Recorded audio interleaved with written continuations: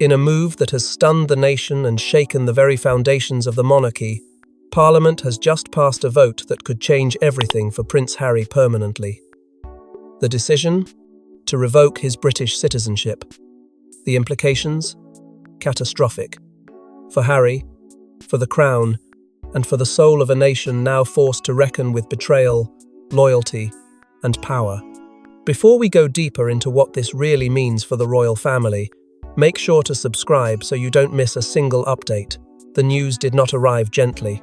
It crashed through Westminster like thunder, born from an emergency vote held behind closed doors, where whispers turned into arguments, and arguments hardened into an irreversible decision. MPs moved with a chilling urgency, as if something far darker than politics was guiding their hands. And when the final count was revealed, the margin was razor-thin, just enough to feel legal, but narrow enough to feel like a wound that would never heal. Across Britain, shock rippled outward, but nowhere did it land harder than at Buckingham Palace, where silence hung heavy in gilded corridors that had weathered centuries of scandal and survival. At the same time, thousands of miles away in Montecito, the impact was just as brutal, cutting through carefully built walls of privacy and protection, leaving Prince Harry suspended between disbelief and dread. He had not been warned. No call, no letter, no courtesy of blood or history. The world learned before he did, and that betrayal cut deeper than any parliamentary decree ever could. Inside royal circles, emotions splintered in every direction. Catherine, Princess of Wales, was seen struggling to hold herself together, her composure cracking under the weight of what this meant not just for Harry, but for William, for their children, and for the fragile unity of a family already fractured beyond repair. Some courtiers spoke in hushed tones of duty and national security, while others whispered that this was punishment disguised as policy. Yet beneath the surface of public outrage and palace tension, something more dangerous was stirring. The first murmurs traced back to a sealed dossier delivered quietly to the Home Office days earlier, a document rumoured to contain allegations, revelations, and claims so explosive that they forced Parliament's hand. Who compiled it? Who approved its delivery? And why now, at this exact moment in Harry's life? As headlines blazed and commentators dissected every angle, the truth felt deliberately obscured, wrapped in legal language and political theatre. But beneath that performance, a deeper story pulsed with tension, one of loyalty tested, power abused, and a prince slowly being pushed toward exile. The vote was not just a political act, it was a statement, a line drawn in stone that separated Harry from the country that shaped him. And yet, the more the dust settled, the clearer it became that this moment was not the beginning of the crisis, but the climax of a much longer, much darker chain of events that had been unfolding in secret. But what chain of events led to this political earthquake, and who truly orchestrated the fall of a prince once beloved by millions? There was a time when Prince Harry was hailed as the People's Prince, a war hero, a symbol of a modern monarchy. So how did he become the man Parliament would vote to banish? The unravelling began quietly. But the signs were there, buried beneath the glare of paparazzi and the cracks of royal protocol. At his peak, Harry was not just a royal, he was a living embodiment of resilience. He had survived the trauma of his mother's death in full public view, carved out a respected identity within the armed forces, and returned from Afghanistan with a rare kind of dignity that cut through royal formality. Crowds adored him. The press, for a brief moment, even respected him. But the image of the decorated prince was slowly, inexorably replaced by something else, something more volatile, more unpredictable, and ultimately, more dangerous to the institution that raised him. The true fracture came in 2020, when Harry and Meghan announced their departure from royal duties. At first, it seemed like a bold but understandable break, a couple seeking independence from an outdated system. But the real story was far more complex. Beneath the announcement were years of mounting resentment, frustration, and isolation. Harry, once a soldier for Queen and country, began positioning himself against the very monarchy he had pledged to serve. Explosive interviews followed, first with Oprah, then a docuseries, and finally his memoir. Each wave of revelations struck with more force than the last, detailing alleged betrayals, emotional wounds, and internal dynamics that made the crown look less like a family and more like a fortress. While Harry's defenders applauded his candor, many within the palace viewed it as an unforgivable breach of the royal code. And quietly, the tide began to turn. What made the situation even more volatile was what couldn't be seen: the off-camera meetings, the whispered briefings, and the growing concern that Harry's new alliances weren't just about storytelling, but strategy. Reports began to surface of private meetings with foreign advisors, including names that raised eyebrows within diplomatic circles. What was being discussed? Who was being promised what? No one could answer those questions with certainty, and that ambiguity became its own kind of threat. The palace was no longer just dealing with a rebellious prince, they were dealing with a rogue element whose loyalties, some feared, were no longer guaranteed. Leaks began to drip from royal aides, small, strategic, devastating. Warnings were raised about Harry's security access, his informal communications, and the possibility that sensitive internal knowledge was being shared beyond British borders. The tone shifted within government briefings. Where once there was hesitation, now there was anxiety. What began as a family drama had escalated into a matter of national concern. And at the center of this swirling storm stood Meghan, whose presence, influence, and polarizing power could not be ignored. Some viewed her as the instigator, others saw her as the scapegoat. But no matter the perspective, her role complicated every angle of the narrative and deepened the divide between Harry and the establishment he once called home. Yet behind the headlines was a deeper fracture, one that began not in the media, but in the halls of power at Westminster. For weeks, whispers echoed through Parliament's corridors, a confidential motion, a security review, and a name at the centre: Prince Harry. What began as classified concern quickly evolved into a national security debate, culminating in one of the most secretive parliamentary sessions in modern history. Behind locked doors and coded memos, a storm was building, one that no press outlet had access to and no royal advisor could intercept. The trigger was subtle, buried in routine oversight reports, but once noticed, it refused to be ignored. A senior intelligence analyst flagged repeated anomalies, meetings, travel, encrypted messages that raised questions about Harry's external affiliations and the potential risk of privileged royal knowledge being misused abroad. It wasn't a scandal in the public sense. It was something far more dangerous: uncertainty wrapped in protocol, hiding behind Harry's surname. The Intelligence Oversight Committee acted first, quietly, deliberately.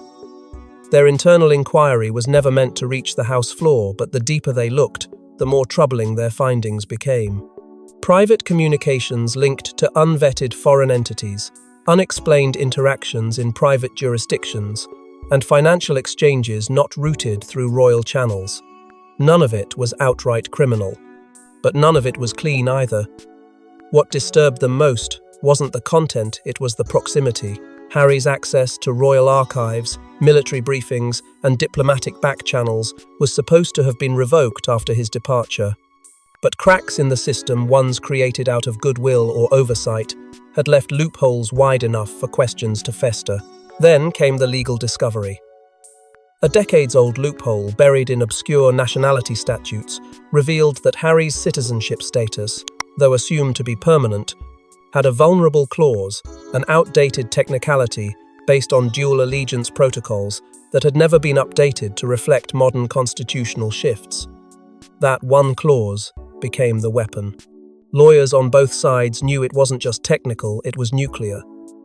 What started as quiet deliberation escalated into political warfare. MPs became divided not just by party, but by principle. Some claimed it was about national security and constitutional clarity. Others called it a witch hunt born out of vengeance. But the motion gained traction. Support surged, not from the establishment's elite, but from backbenchers and shadow ministers frustrated with what they saw as royal hypocrisy and international recklessness. The vote that followed was swift but thunderous. The Prime Minister, publicly silent, reportedly allowed a free vote, a rare move that signaled the seriousness of the matter. The outcome? a shocking bipartisan majority that cut through traditional lines of loyalty. For the first time in living memory, Parliament had voted to remove citizenship from a senior royal, not because of criminality, but because of perceived instability. And when the news broke, even those who had supported it felt a shiver of disbelief. It wasn't just a law that had passed, it was a line crossed, a bridge burned. But even Parliament hadn't predicted what would come next, an emotional confrontation that shattered the last remaining royal defences. As news of the vote reached Kensington Palace, William, Prince of Wales, made an unscheduled appearance at a private royal gathering, his face pale, his silence deafening. What he said to the Prime Minister in that hushed corridor may have been the last olive branch extended to his brother.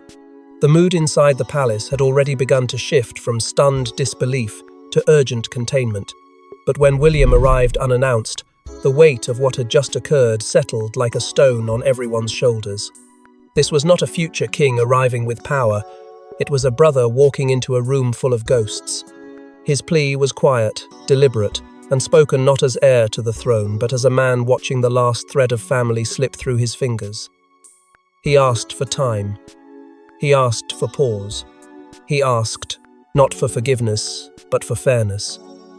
But fairness was no longer the currency in use. Catherine stood just outside the inner chamber, her composure masking the turmoil within. To the public, she remained a pillar of strength, but behind closed doors, she was caught in the emotional crossfire, torn between supporting her husband's fragile hope and bearing witness to a decision that would irrevocably scar their children's future. William's attempt to intervene had not been discussed with her beforehand, and though she admired his instinct to protect, she also feared the cost. For every step he took toward reconciliation, the crown seemed to harden further in its resolve.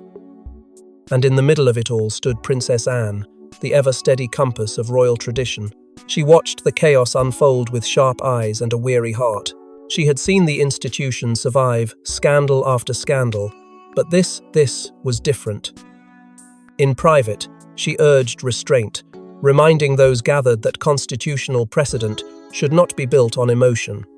But her voice, once revered for its clarity, now struggled to break through the storm. In contrast, Queen Camilla reportedly called the decision not only necessary but overdue. To her, this was not an act of cruelty, it was self-preservation. She had spent years watching Harry and Meghan chip away at the monarchy's armour with every public appearance and every well-placed quote. In her view, the vote was not a betrayal. It was justice. Cold, precise, and calculated. As for Harry, he remained thousands of miles away, unaware of the full force of what had just been unleashed. His team scrambled to respond, but no official message from the palace arrived. No phone calls, no handwritten notes. The silence itself was the answer. For weeks, Harry had reached out to William, texts, voicemails, even a direct letter, but nothing came back. According to one insider, the final message Harry received was a brief voice note. "There are things I can no longer protect you from." Haunting, and while William tried to maintain dignity, Meghan was preparing for a fight that would defy the monarchy itself. She warned them, if they came for him, she would burn the house down. Meghan Markle, Duchess of Sussex, is no stranger to confrontation. But this time, it wasn't just about reputations. It was about legacy, vengeance, and survival. Within hours of Parliament's vote, Meghan's legal team was activated in full force. Calls were made, strategies drawn up, and confidentiality agreements reviewed line by line. The threat was simple and unmistakable. If the Crown dared to erase Harry from the map, Meghan would make sure the world saw every secret they'd ever buried.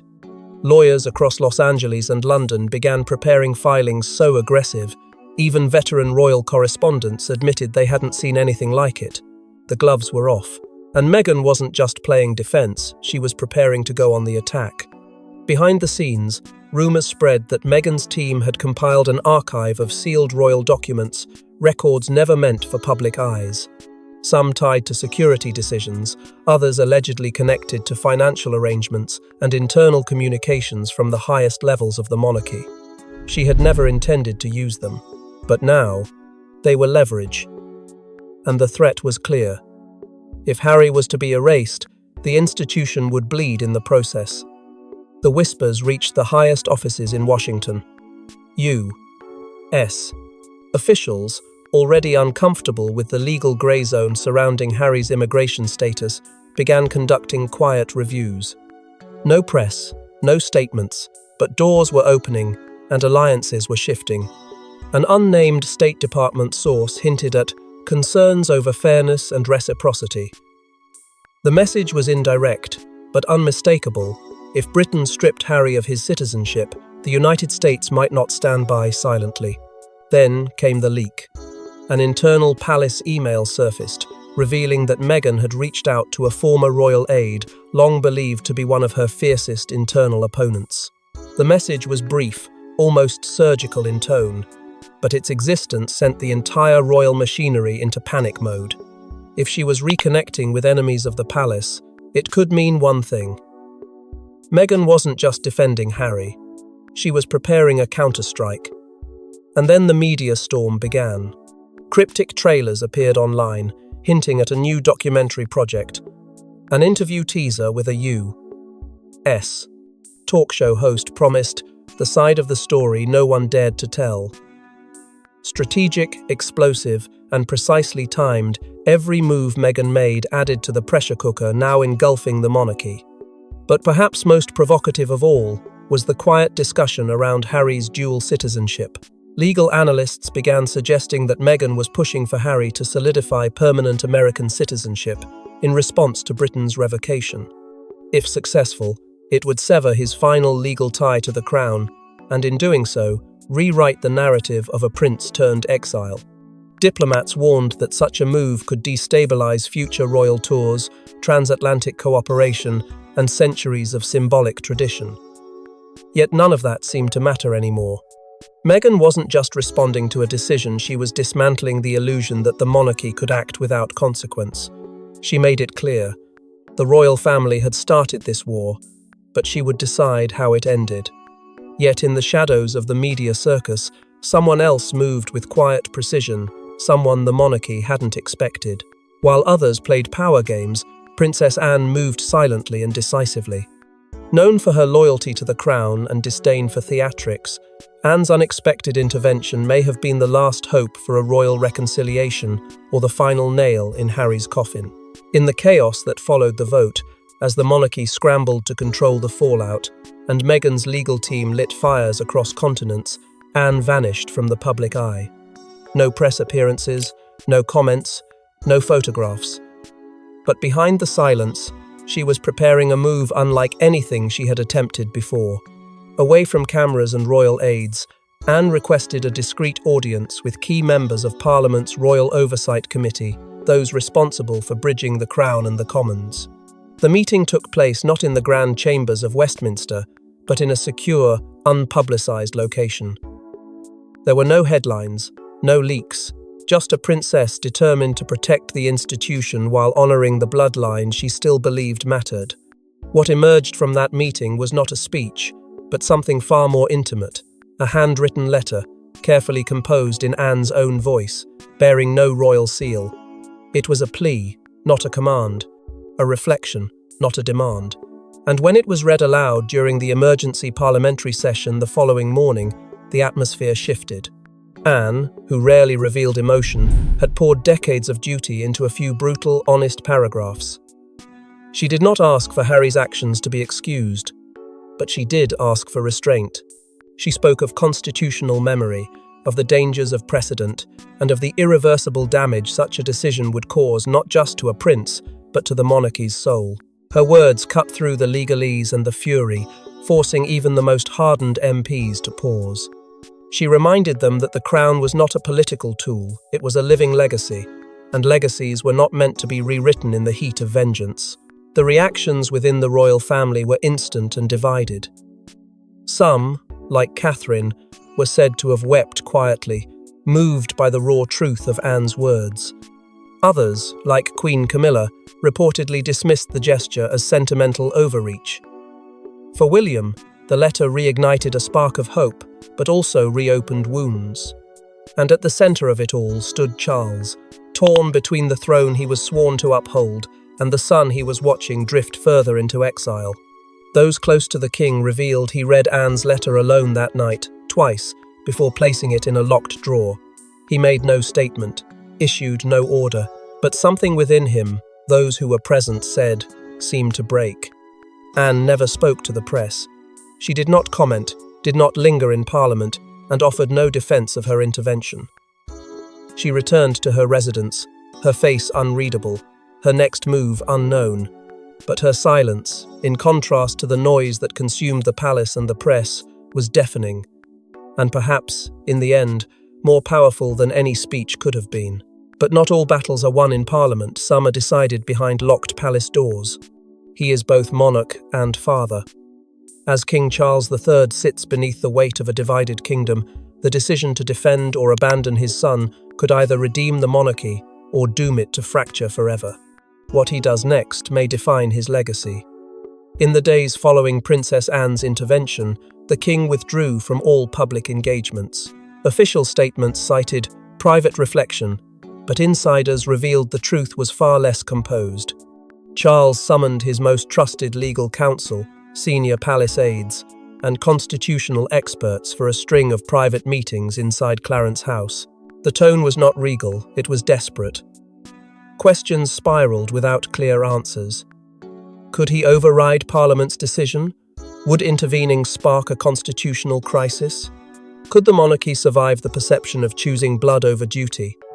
Each option carved deeper into him, each path threatening to destroy a part of either the crown or the man behind it.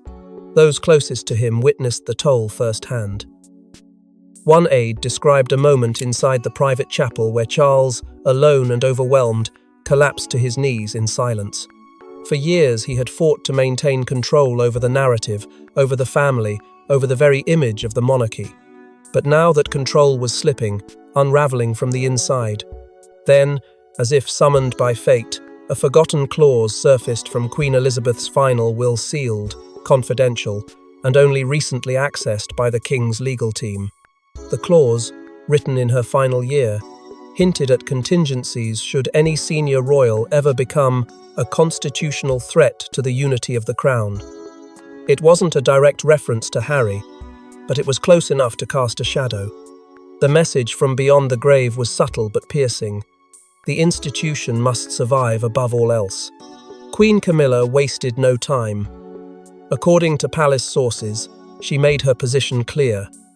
There could be no wavering, no compromise. Charles needed to sever all public ties with Harry, strip away any remaining protections, and stand firm beside Parliament's ruling. She argued that hesitation would be interpreted as weakness by the press, the public, and most dangerously, by Harry himself. The king listened, but something inside him refused to obey. Against all advice, he initiated a final attempt at reconciliation. Through intermediaries, he delivered a message directly to his son, offering one last path. If Harry would publicly disavow any further attacks against the monarchy, if he would remain silent, Charles would appeal to the government for leniency. But the cost would be total silence. No memoirs, no interviews, no documentaries, just silence. The message was received and rejected. Furious and betrayed, Harry arrived at the hastily arranged family summit without notice, his temper barely contained. What was meant to be a discussion devolved into a confrontation.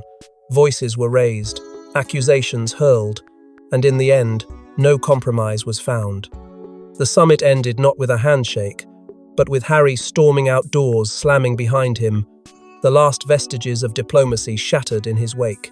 And just when the world thought the chaos had peaked, one last twist would send shockwaves through both Buckingham and Washington. The United States has stayed quiet until now. With mounting pressure and explosive revelations, Washington issues a carefully worded statement that changes the game. For Harry, exile may not just be personal, it might become geopolitical. Days after the storm erupted across the UK, the silence from America was deafening. But behind closed doors in Washington, officials had been scrambling to contain what was fast becoming a constitutional and diplomatic nightmare. The State Department, pushed by reporters and prodded by rising whispers within Congress, finally broke its silence. The statement, delivered with surgical caution, acknowledged that revocation of citizenship by allied nations involving high-profile individuals under unique legal frameworks would be monitored to ensure international norms of fairness and transparency. It was bland on the the surface, but beneath its wording, the subtext was clear. The U.S. was watching, and it was uncomfortable. Almost immediately, questions began to swirl around Harry's own legal status. Was he a permanent resident or on a special visa? Could the UK's decision jeopardize his stay in America? Immigration experts appeared on primetime panels, dissecting every scenario. Some claimed his residency was rock solid. Others argued that the ambiguity in his case, especially given the unique diplomatic nature of his status, made him vulnerable. And then came the leak. Documents surfaced indicating that senior American officials had been quietly briefed by British intelligence weeks before the vote. They weren't blindsided, they were informed, and that revelation triggered a political ripple effect that neither side could fully control. The situation was further complicated by Meghan's deepening ties to powerful donors within the American political landscape. Several had influence over immigration policy, media coverage, and international advocacy circles. Some saw her as a victim of a transatlantic vendetta. Others viewed her as a threat, someone with the potential to blur the lines between monarchy, media, and political power. Whatever the perception, it was clear she was no longer just a duchess. She had become a force, one capable of disrupting diplomatic equilibrium between two historic allies. Then, in a move no one expected, Harry's visa status was flagged for review. It was procedural, they said, routine, but the timing told a different story. The Department of Homeland Security declined to comment, but sources close to the agency admitted that his file was now classified under special advisory concern. In other words, anything could happen next. It was a quiet threat, one that didn't need to be shouted to be understood. For Harry, the ground beneath him was shifting. He was no longer just a royal in exile. He had become a political variable. And for Buckingham, the backlash was fierce. Diplomats warned that the Crown's handling of the crisis had drawn scrutiny. Some even accused it of dragging the monarchy into foreign policy territory it had no business entering. But the most damning part wasn't political, it was personal. And now, an ocean away, another government had been dragged into the storm. The once ceremonial lines between monarchy and state, family and politics, loyalty and law, had all been shattered. But before the curtain can fall, Harry himself takes the stage unfiltered, unrepentant, and unforgettable. In a surprise global broadcast, Prince Harry breaks his silence. No advisors, no spin, just a man stripped of his title, his country, and his future. What he says sends tremors through the royal establishment and sets the stage for a reckoning that may still come. The feed began without warning. No formal announcement, no press release, no palace coordination, just a single live stream from an undisclosed location where Harry sat alone, the weight of the past etched into every pause between his words. He spoke not as a prince, but as a son, a brother, and a man now cast outside the realm he once called home. The message was raw, unpolished, and unapologetically human. His voice cracked not from rehearsed emotion, but from a truth too long buried beneath protocol and performance. He began by addressing the silence, the void that had grown between him and the people of Britain. Then came the confessions. Private conversations, once locked behind palace walls, now spoken into the open air. Harry recounted his last exchange with William, detailing how his brother's tone was strained, how the warmth they once shared had cooled into something formal, distant, institutional. He spoke of his final plea to Charles, not as a subject to a sovereign, but as a son to a father. He recalled the unanswered questions, the visible conflict in his father's eyes, and the message that followed. "You've made your choice." Harry paused before revealing what he truly thought of Parliament's decision. calling the vote not a matter of law, but a betrayal of blood. He didn't deny that he had shaken the monarchy, he admitted it, but he questioned whether the crown had ever truly listened, or only reacted when its reflection was challenged. Then, in a moment that sent royal watchers into a frenzy, Harry revealed the title of his next book, Citizen No More. He didn't elaborate. He didn't have to. The title said everything. The next chapter in his story wouldn't be bound by royal protocol. It would be unfiltered, personal, and irreversible. But what struck the deepest chord was when Harry turned away from the institution and spoke directly to the British people. He invoked his mother, Diana, her voice, her compassion, her fire. He reminded them that she too had been exiled in everything but name, that she too had been punished for stepping outside the lines. And now, decades later, her youngest son stood on the same precipice, asking the same question. What is royalty without humanity? The final line of his broadcast echoed long after the screen went dark. You can take my name, but not my truth. It wasn't a threat. It wasn't a plea. It was a declaration.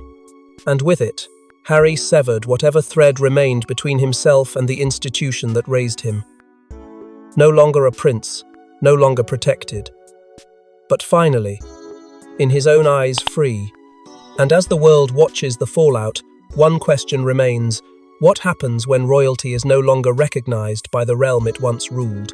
Thanks for watching. Don't forget to like and subscribe, and we will see you in the next one.